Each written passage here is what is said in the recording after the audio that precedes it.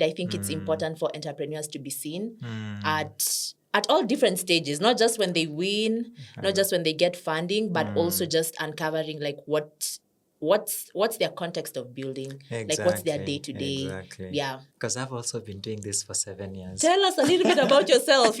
You're quite a founder. I'm telling So you. tell us about yourself and also some of the things that also is exciting you particularly about this journey and the stories that we'll be bringing up through the podcast. Yeah. We need the ecosystem needs to be there to support. We need the policymakers, 100%. we need researchers, 100%. we need the founders themselves, we need the ecosystem players, we need we just need the whole ecosystem and giving them a voice to really share what they need.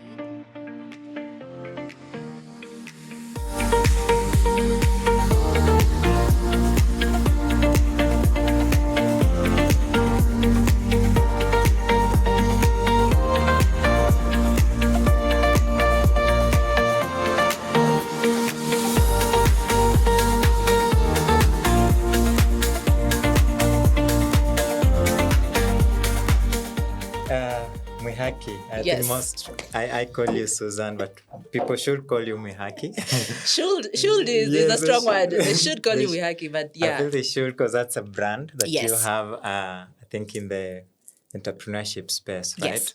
But I think you and I have met some time back. Yeah. Is it 2 years now? Has it been? I think because we work together almost Yes. every time. Exactly. It actually has been 2 years ago. Yeah, we actually met 2 years Yes, ago. because we met in 2024. 2024, I remember. yes. And I remember, of course, we worked together, just like you said. So we were colleagues. And we always had those extra conversations beyond work, right? Yeah. We would always, especially during lunch hour, we would like link up during lunch hour. Yeah. And we would always have those random conversations. I remember And that. I remember in one of those days, Yeah. we were just like, I think we should package these conversations as podcasts. 100%. I feel like most of our conversations feel like should be a podcast conversation. And I do remember like when we were, because we would speak a lot about entrepreneurship. I think we both were working in the human-centered design space, international development space. But we had so much in common because we were both entrepreneurs. We both had been founders. And so I think it was quite interesting. Every time that we'd speak, it would hit us. This should have been a podcast conversation. 100%. And I'm so glad now we're here.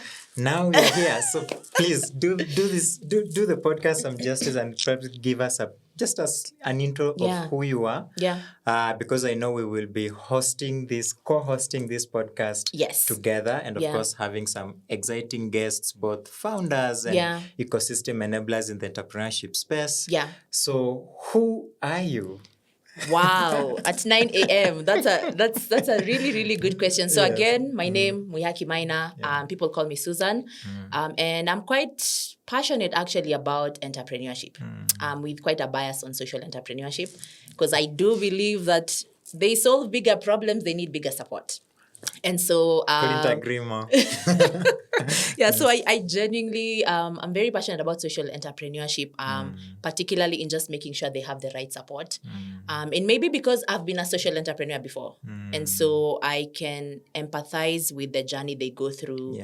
I've done a lot of work over the past 7 years working with entrepreneurs, but generally just very passionate about supporting entrepreneurs. And particularly now providing them with the visibility they need. I think it's important for entrepreneurs to be seen at all different stages, not just when they win, not just when they get funding, but also just uncovering like what's their context of building, like what's their day-to-day. Yeah. Especially those failure stories. Have you realized there's really a scarcity of failure stories because no one wants to share those? Yeah. Everyone wants to share the big win. Oh, we've raised this much. Oh, we've been supported by this person. Yeah. But you realize there are really key lessons you could pick as a founder, and of course, by extension, of course, the entire ecosystem could pick on the failures that we face. Yeah. But it's interesting that you mentioned you've been doing this for 7 years, because I've also been doing this for 7 years. Tell us a little bit about yourself.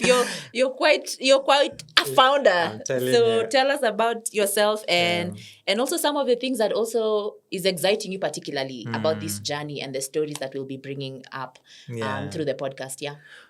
My story is not a straight line, and I'm sure just like yours, it's been all over the place.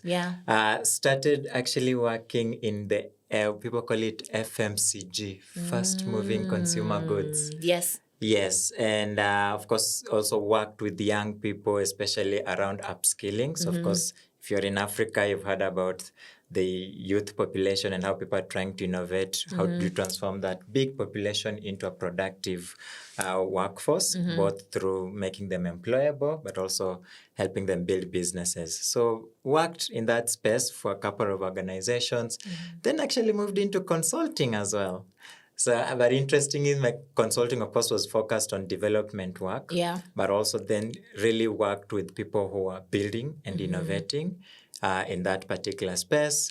And then now most recently, I decided to go solo and and actually found something that I feel it's one of those that I will say it's a journey that is, we say a path less taken or a road less taken, because I think it's, especially being a young person or a youth, you always feel like you want to put all your years and all your time in employment and probably quit employment at 50, then start a business. However, me and probably 11 others have been thinking of doing this way earlier. And probably, I'm not sure you started early in your 20s, right? Yes, actually, my first job was entrepreneurship. Exactly. And I think so is my story. And I think for me, my experiences and the experiences I'll be bringing to this particular podcast is for someone to appreciate that you could start this young, but also you could start messy, you could start scrappy, but just get started. Because I think we sometimes wait for too long, hoping that maybe one or a different person or I don't know, something magical will happen before I dive in and do that particular thing that I've always wanted to do. And I think if you get that confidence early on, you could actually leverage the energy, the creativity, and sort of just the smartness that you have when you're young to build something amazing. I truly can resonate so much with that. And I couldn't agree more that everything you're mentioning is behind the scenes when I see like how you're building, and I think that's a story we'll probably be unpacking even on the pod, like your journey with InnoBead and just your journey as an entrepreneur. For sure. I really love what you've said, that even just painting the picture of what entrepreneurship looks like from a young person's perspective. And I think for me, that's one of the things I felt was also missing, because entrepreneurship has almost been painted that we can only learn about entrepreneurship if it's from a success point. Exactly. But then we can also learn from the building phase, like from idea to business. What processes did you go through? What programs did you do? What mentors did you have?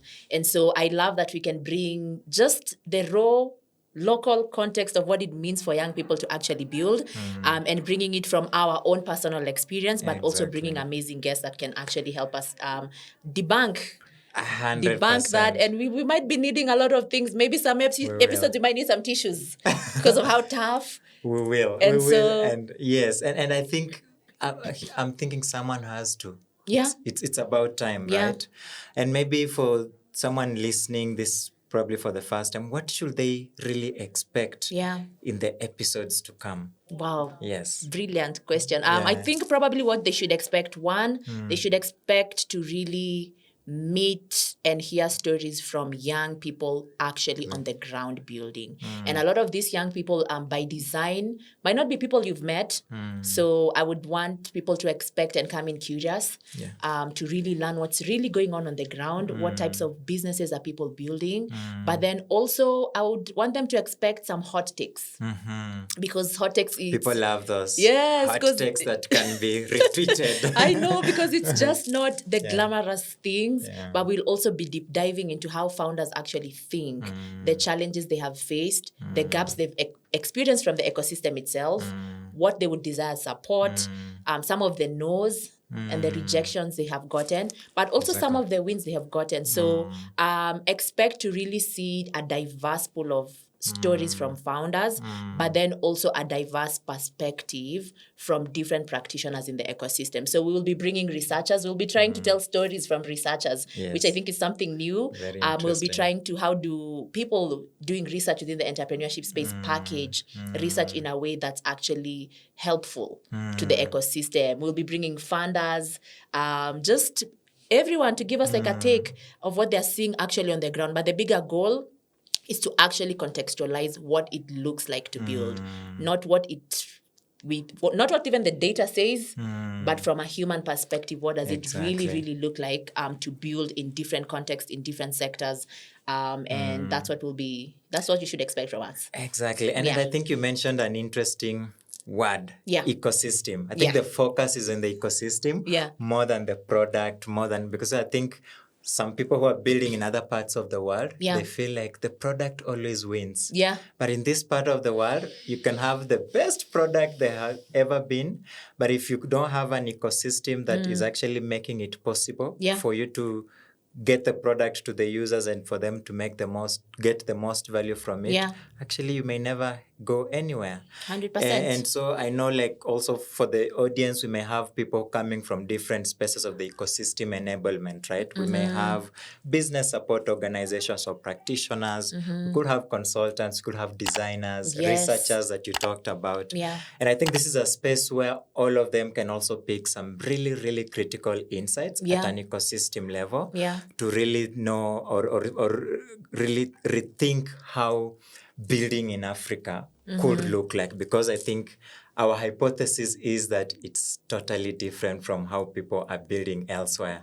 And we really need to get it right. I think the other day I actually had a privilege of attending a couple of summits that have been happening recently, because we'll also unpack that in some future episodes. But in one of the summits I attended at the Sarit Expo, I met this particular funder who was, of course, my business is also actively fundraising. Again, we'll get to talk about that. Plug. Yes. But there's something he mentioned that he really struck me. That, you know what? Every investor who is coming to Africa feels like there are no businesses to fund.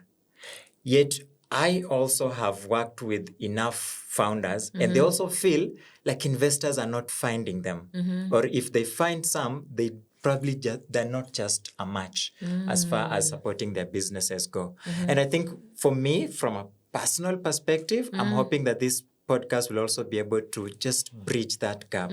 Like, how can we have the people building and the people supporting them sort of speaking not just the same language, but very much aligned in what can be derived from this ecosystem and what support should look like. Both on the founder side, what support should they expect? And of course, on the supporter side, this could be investors, this could be incubators, accelerators. What are the founders in Africa asking for and what is missing? Because I feel like there's a huge gap there that really needs to be filled. And I totally agree. And I'm so glad that you've brought it up, because I think part of the reason, specifically from founders' perspective also, which we will be trying to bring to place, is visibility. Because I also can relate with the conversation around, where do you find founders if you want to invest in businesses? And so I think a lot of times we do work with different ecosystem players, but from my own experience working with social entrepreneurs, a lot of these social entrepreneurs, to be quite honest, are not very visible because they're busy on the ground running their businesses. They don't have a lot of time sometimes to go to summits to fundraise, and maybe they don't even have the networks. And so I like what you've said, because even building a platform where funders and founders can actually meet, because it means using just this platform to bring visibility to funders who are looking for people to actually fund, and what they're looking for specifically can be made very clear. And also, like, founders can have an opportunity to share what they're building and provide them with that visibility, because I think visibility is just not about the stories. It builds legitimacy, but also it just opens up I think the whole ecosystem to how many founders, and a lot of founders who are doing amazing things, but probably might not have the platforms, might not have the networks to really learn more on how they can position themselves. So I really like what you've said. And I love that you're mentioning, I think even us bringing the whole ecosystem together in a way that, because again, as you've mentioned, building in Africa is very, very different. And I think true in the nature of our continent, like Ubuntu, it means we need the ecosystem needs to be there to support. We need the policymakers, we need researchers, 100%. We need the founders themselves, we need the ecosystem players, we need we just need the whole ecosystem, and giving them a voice to really share what they need individually, and then now aligning those needs. I think that's what we'll be trying to do through the conversation. And I know we're just coming to the very end of this first opening, but I think there's something you mentioned around policymakers. I definitely see an opportunity where the content that will be shared on this particular podcast, especially that content and data and insight that will be shared, we could actually also find ways in which we could package that into not just conversation starters, but conversations that can move policies, right? Because again, one of the biggest struggles most founders will tell you is the environment is just simply not right for me to build. And I think if we have enough of those stories and data and insights that back up that particular narrative, then probably we could have the policymakers actually listening to us, and hopefully lobby groups also coming on board to really not just change the working environment for these businesses, but also eventually influence policies that then become more favorable for the entrepreneurs and founders that are building in Africa. So I think it's just beyond conversations. It's actually the data and the insights that will be, of course, shared on this podcast will also definitely be influencing a real direction in what policy should look like in as far as building in Africa goes. And I couldn't add any more. And I think we want you to join along. We want to build a community, and we want policymakers, ecosystem players from wherever you're joining us from. We want to hear from you guys. We want to hear from you. We want to bring you here. We want to bring those stories to play, because I think it's going to be a community effort altogether, from the founders themselves, but also even policymakers. It would be interesting to have someone within that space to really just come and shed some light on what's happening, some of the challenges they're seeing, and some of the gaps that can be filled. And so really excited to be going on this journey. I'm telling you. And I hope with all that, you're excited enough to catch all the episodes that will be coming soon. Yes. We can tell you this will be practical, this will be insightful, but this will be based on lived experiences. And so whether you're aspiring or you're already in the journey of building, this is definitely for you. Thank you.